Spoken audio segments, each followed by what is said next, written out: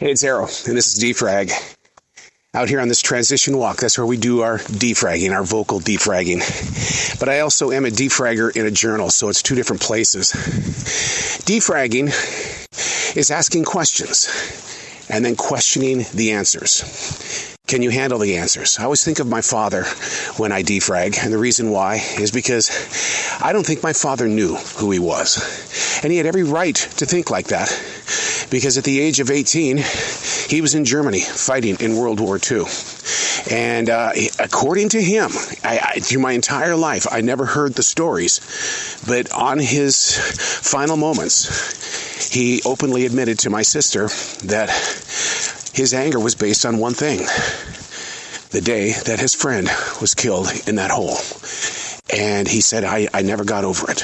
And my sister and I have talked about that so much. And it's one of those things that if we can do whatever we can to get people to defrag, ask the questions, question the answers. This is Defrag. Today, very, very heavy subject, very heavy. And it does affect a lot of people because people like people. We like to hang out with people. We like hanging out with every people. Doesn't matter what you're wearing as a label, as a boss or as an employee. I don't look at radio as being a real world. That's a childhood dream. That's living out your thoughts and your patterns and your habits as an entertainer. So getting a real job in customer service, that meant I had to work with real people. Real people in the way of managers and co-workers and people that come in from the corporate offices and things. And you just sit there and you go, wow, I missed all of this and I can't go back and get it back. Well, one of my managers was actually one of my students at the School of Broadcasting.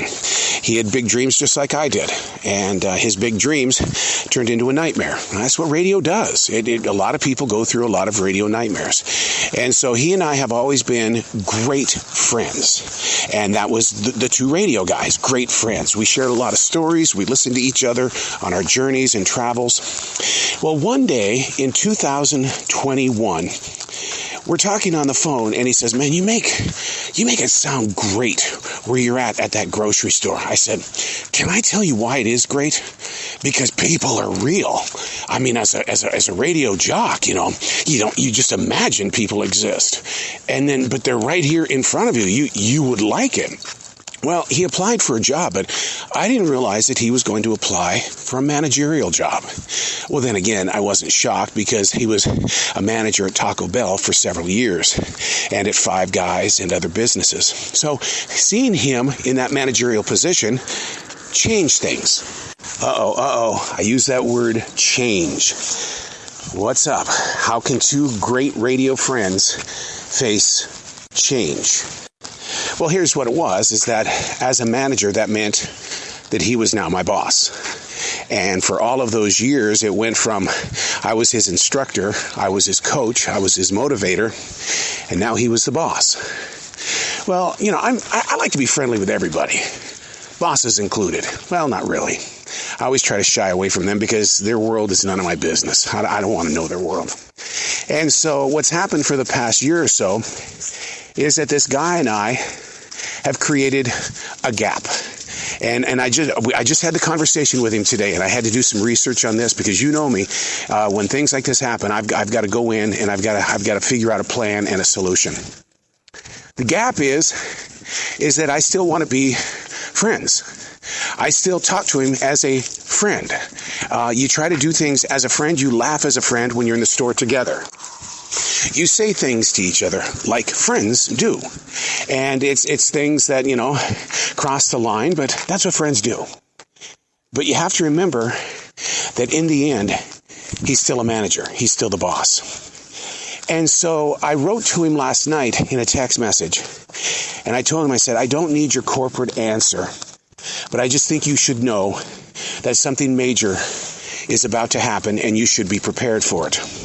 Well, he wrote to me this morning and said, why do you talk to me like this? And I had to explain to him. I had to put out there the picture. There's a gap.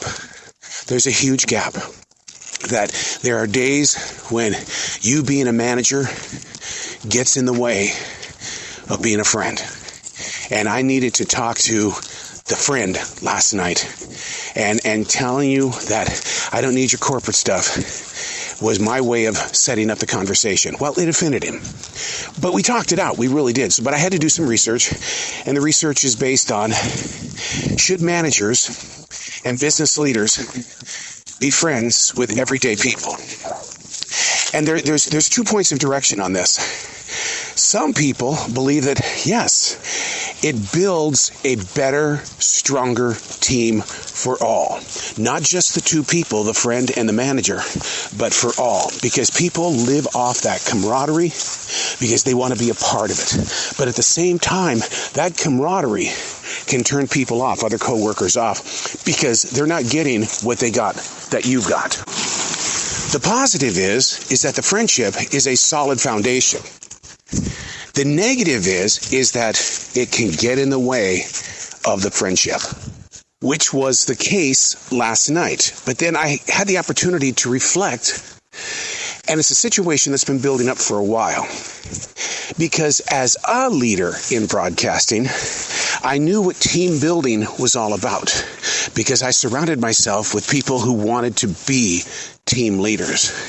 And so when I was seeing things on our floor and I wasn't seeing the right people in the right positions, I began vocalizing and saying, "You're doing it wrong." Uh-oh. Now the employee is telling the manager that he's doing it wrong. And so the manager is starting to get a little edgy as well about, "Don't tell me how to do my job." Well, I'm into team building, and I believe that every person on the team should be a worker of all four corners of the building. There shouldn't be just one person that does one thing when everybody has the opportunity to do all things. That's the way that I led in radio, is that you had to become a part of all four corners, because that's how valuable I wanted the upper echelon to find their teams. I didn't want them to think, well, let's get rid of this person because all they do is this. Well, let's get back to that research. Once again, the good is that some people believe that our friendship is what creates a solid foundation, and you can build upon it and reach into areas that you couldn't do if we were two completely different people. I understand that part of it. But the negative part of this entire journey is the fact that anything personal that has to do with a friendship versus a boss is what's creating the poison. We're looking at him and saying, "I don't like the way you're running this floor." That's not a good idea. Not a good idea because it's created that gap. Well, I made that gap visible in a conversation today, and it's something that we're going to be working on. But that's what you need to do when whatever department you're running, is that you've got to work together and make sure that the friendship doesn't get in the way of the boss and the employee, nor can the boss get in the way of the employee. Because my attitude, maybe it's my ego, I'll give it that. I'll tell you, I'll call you out. I'll sit there and say, look, this is not the way we're going to do it. Because as a team leader in my division, this is the way we do things. Because once they're out of the store at a certain time, now it becomes my floor. And I know how I run my floor. So I strongly suggest many times that please put these players in positions where we need to have every bit of their energy utilized in all four corners of the building. But you know how the boss is. Don't tell me how to run my floor. And even with the email last night, where I said, I don't need your corporate answer on this one. And he felt a little hurt this morning because I made such a comment like that. So in your own world, as we defrag this, do you want a relationship, a friendship, an ongoing friendship with your boss? With those that make big decisions that you know in the long run are going to affect you? Do you want that friendship? Especially since this guy and I have been friends for nearly 15 years, and then all of a sudden we're working together and that friendship has taken a sudden shift. How do you protect the leadership role of the manager and the friendship role at the same time? Is it feasibly possible? So you've got to ask the questions, and then you got to question the answers. Is it important to have this relationship. Yes, it is very important for me to have this relationship with this guy because he has been with me since day one of the podcasting. He's been with me since day one of the internet radio stations that we created. We've done so much in radio. Now, the goal is to do even more at a grocery store. Because we had those early days of training to build things in radio. Why aren't we using the same energy to make our store greater than what it's ever been? Working together. And even though that position, that label is something that he's carrying in, the question is, can he lower himself down to what we used to do as martial artists? One of the big rules. Oh, big whoop-de-doo-doo. You're a third-degree black belt. Absolutely right. Big whoop-de-doo-doo. Because when it comes to training other black belts, man, I start with the white belt. And when I work with a white belt, I don't have a black belt attitude. I'm thinking like a white belt because I know where they are. I have lived that lifestyle and I don't want to scare them away. But would I develop a friendship with a white belt? Sure I did. I didn't have a drinking buddy. I didn't have anything like that. I wasn't interested in that. But as long as we were in that class, I would have a friendship conversation. Out on the street, sure, I would have a conversation. But it wouldn't be in the way of saying, hey, come on over and let's watch the Super Bowl. That won't happen. I've never been that personality. So the thing is that you've got to be what type of leader? Ask the question, who do you want to be as a leader? More importantly, who do you want to be as an employee? And we've talked about this many times. I don't walk into that store in a great mood, but I know that my attitude and the energy that I carry, if I go in there with a negative ass attitude, they're going to pick up on it, and now I've screwed up their day. The guests, my coworkers, it's all in the attitude.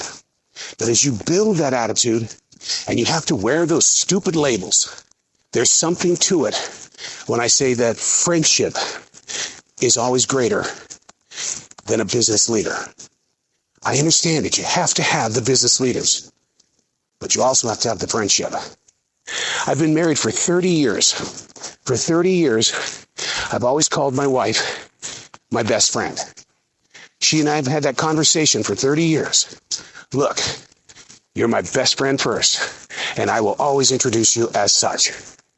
By the way, if it sounds like I'm winded right now, one day I invite you to come to this forest in South Charlotte, North Carolina, and you got to walk this hill with me. It's called Heartbreak Hill. Oh my God. I've been going up and down this hill for 30 years, and it still kicks my ass. It doesn't matter how many times a day I come up and down this hill. But you know, it's that friendship that I have with myself. Out here, I'm a manager, I'm a leader. When I get inside the soul, that's my friend. What about you? Ask the questions. Answer the answers. I'm Arrow, and that's Frag.